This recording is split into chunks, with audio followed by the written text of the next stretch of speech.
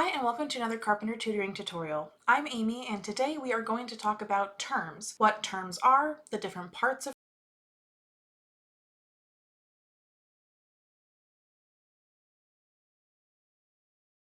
expression. A term is any value. It could be a number, it could be a variable, it could be a combination of number and variable or variables united by multiplication, but anything that you would separate with addition or subtraction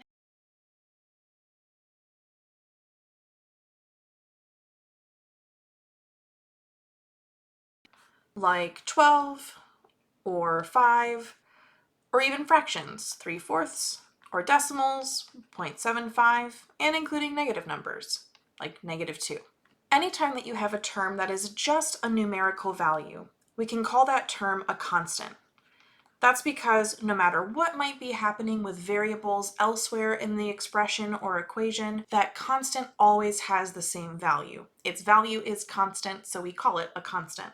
If you have a term that is just a variable, x, y, b, d, or any other variable that you might use, we can of course call that a variable.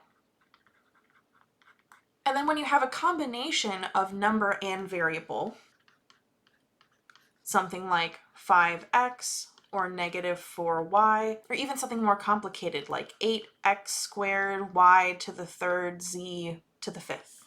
No matter how complex that combination of number and variable might get, we can still call it a term, but now we can talk about the different parts of this term. Whenever you have a term that is a combination of numbers and variables, the number is called a coefficient. We don't really have special names for the different variables that might be part of that term as well, but we can call them the variables or the variable if there's only one. Now that we know the vocabulary we can use when we're talking about terms and some of the different parts of our terms, we can talk about what it means to have like terms. Like terms are terms that have the exact same variable values as part of them. That means the variables that we see and their exponents all have to be exactly identical for terms to be considered like terms. The only thing that can be different between them is their coefficient. Let's take a look at some pairs of terms and practice determining if they're like terms or unlike terms. Let's look first at 8x and 7y. As I look at each of these terms, I see that the first has a variable of x and the second has a variable of y. Because these two variables are not exactly the same as each other, that tells me that these are not like terms.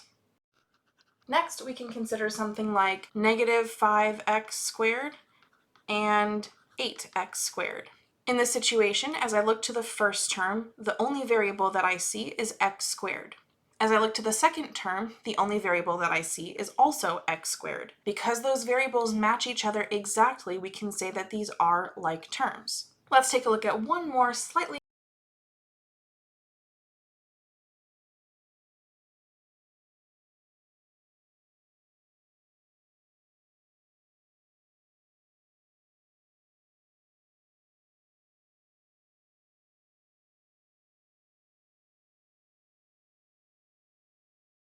y to the third. But in my second term, my variable portion is just x y to the third. Because the x portions of my two terms have different exponents, one has an exponent of 2 and the other has a hidden exponent of 1, I can't say that these are like terms. So it's not just about having the same variable letters. We have both x and y here, but that's not enough to make them like terms. They have to have the same variables and the same exponents on those variables. Because we don't have that in this case, we would have to consider these unlike terms.